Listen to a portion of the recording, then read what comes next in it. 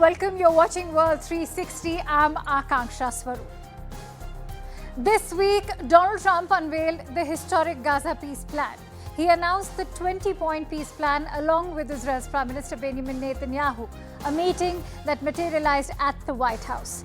Trump declared it as one of the greatest days ever in civilization, claiming he was not just ending the two-year war in Gaza, but also ending thousands of years of conflict in the Middle East. Trump has made it sound like peace has already arrived in Gaza. In reality, he has left many questions unanswered, even more so as Hamas is yet to respond to this peace plan. In fact, Qatar's Prime Minister has already indicated that much clarification is still needed. This as Doha is hosting negotiations with Hamas. Moot questions being whether Hamas will accept this peace plan and what is it that Hamas wants. Interestingly, Trump is ignoring the eerie parallels between Ukraine and Gaza, not just because Steve Witkoff served as the US envoy to both, but whether Gaza or Ukraine, Trump has made bold and optimistic promises of peace for both. He has also put enormous faith in his personal relationships, whether with Putin or Netanyahu or even the several Arab leaders, but with no tangible results so far either in Gaza or Ukraine. Many are now asking if with this peace plan, has Trump turned the tables for Israel? Because in presenting a Gaza plan as an ultimatum to Hamas, the US president has given Israel the advantage diplomatically.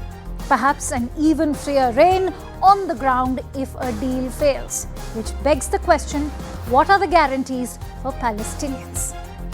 We'll deep dive into that story, but first up are the headlines.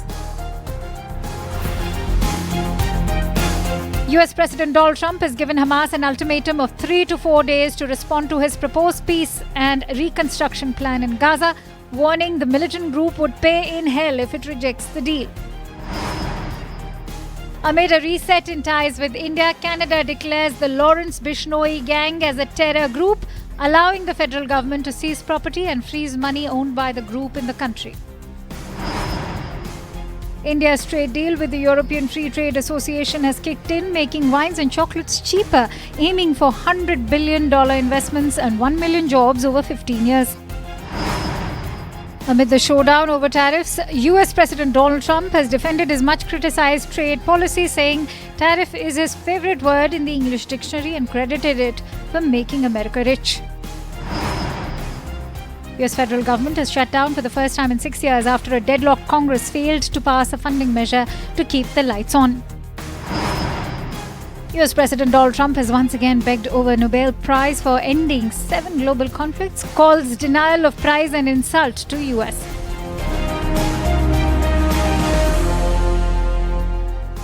On expected lines, US President Donald Trump has thanked Netanyahu for agreeing to his 20-point Gaza peace plan and warned Hamas that the US would fully back Israel in destroying the group if it rejected the deal.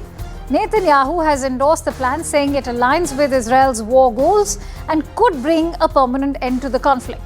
He's also outlined key points. Let's bring those for you, as he's also stated that Hamas is all to release the hostages within 72 hours, but he's given them an ultimatum as well. Israel is to pull back troops, suspend military operations in Gaza. Gaza will be demilitarized eventually. Hamas is going to be disarmed as well. The fourth proposal states that Hamas will have no role in governance of Gaza. Israel is all set to free 250 Palestinians serving life term, even 1,700 others under this peace plan. Resumption of full aid to Gaza if Hamas accepts the deal, that is. Gaza will be redeveloped for the benefit of its residents. International stabilization force will be deployed in Gaza. An apolitical Palestinian panel will be governing Gaza temporarily, and a board of peace headed by Donald Trump will supervise this governance panel. Meanwhile, India's Prime Minister Narendra Modi has also welcomed the Gaza peace plan, calling it a comprehensive plan to end the Gaza conflict and a viable pathway to long-term and sustainable peace, security and development for the Palestinian and Israeli people. CNN News 18's Sanjay Suri decodes the Gaza peace plan chaired by President Trump with Tony Blair, the former UK Prime Minister, involved. It also aims at ending Hamas's influence in Gaza. Now, in an exclusive conversation with CNN News 18's Zaka Jacob, the Israeli envoy, Ambassador Roy Nazar, has thanked Prime Minister Modi for his support to Israel. He says that India is most welcome in reconstruction projects in Gaza. Let's listen in to what he has to say. India and Prime Minister Modi has tweeted about it. How do you see his welcoming the Gaza peace plan? By President Trump? No, by Prime Minister Modi. Oh, I think we are very grateful for that. I think that the speedy response by Prime Minister Modi is a testament of how we see,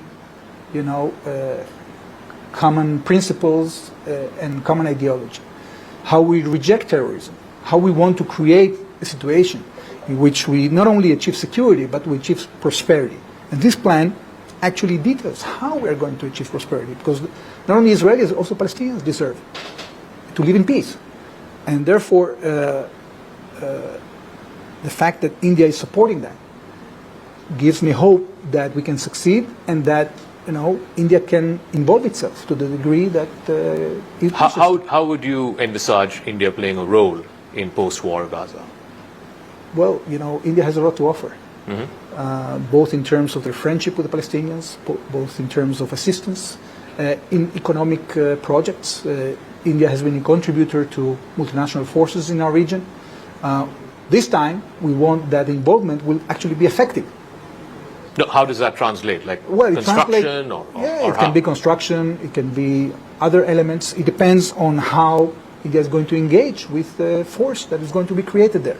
So it's too soon to tell. We first of all have to see that this plan is implemented, and then we can, of course, negotiate. Now, remember, there was another important development that took place before the peace plan was announced by Donald Trump. Israel's Prime Minister Netanyahu apologized to Qatar over the attack that Israel carried out on Doha. This after US pressure. It was at the behest of the US President Donald Trump. The move has now sparked domestic outrage against Netanyahu in Israel, while Qatar, of course, has welcomed the gesture and signaled continued mediation between Hamas and Israel. We break down the strategy behind Bibi's rare apology. Listen in.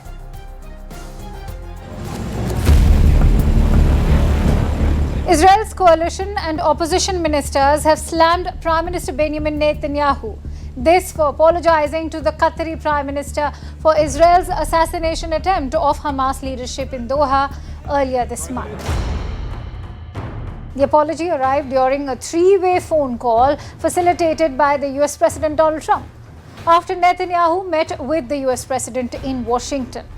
During this meeting, Netanyahu called Qatari Prime Minister Sheikh Mohammed bin Abdul Rahman Al Thani. He then apologized to him while also committing to not attack Qatar again. So much so, Israel's Finance Minister Bezalel Smotrich has said, and I quote, "A groveling apology to a state that supports and funds terror is a disgrace." So much so, the National Security Minister Itamar Ben-Gvir has stated, and I quote again, "It is time to tell the world the truth. Qatar is a state that supports terror, funds terror, and incites terror. No amount of money will wash the terror from its hands." While Netanyahu's balancing act has been questioned on domestic soil, many are wondering if there's more than meets the eye to Bibi's apology. Because Prime Minister Benjamin Netanyahu's apology to Qatar is highly unusual. Its rarity becomes clear when looking back at the last time Netanyahu apologized directly, that too to a head of state. That happened 12 years ago. Interestingly, that was also under pressure from an American president. In 2013, US President Barack Obama pressed Netanyahu to call Recep Tayyip Erdogan, then Turkey's Prime Minister and now its President.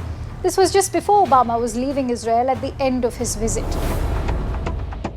Obama urged Netanyahu to apologize for the 2010 Mavi Marmara flotilla incident. 9 Turkish nationals had been killed by Israeli commandos during this incident. Following the call, Netanyahu's office announced that the two leaders had agreed to restore normal relations. Legal proceedings against IDF soldiers and commanders were halted by Turkey. And Israel too agreed to transfer compensation funds to a humanitarian foundation. Erdogan's office said he accepted the apology on behalf of the Turkish people. He even stressed the importance of strong ties and cooperation between the Jewish and Turkish nations. Alas, Israel and Turkey have never restored their warmth. In fact, hostility has only deepened over the years, sharply escalating since the start of the war in Gaza. Since then, Netanyahu has rarely issued apologies, certainly not to heads of states. And that's why it can't be denied that Netanyahu's apology to Qatar is a significant step. After Netanyahu's deep regret over attacking Qatar, its Prime Minister welcomed these assurances. The move emphasizes Qatar's readiness to continue mediating between Hamas and Israel.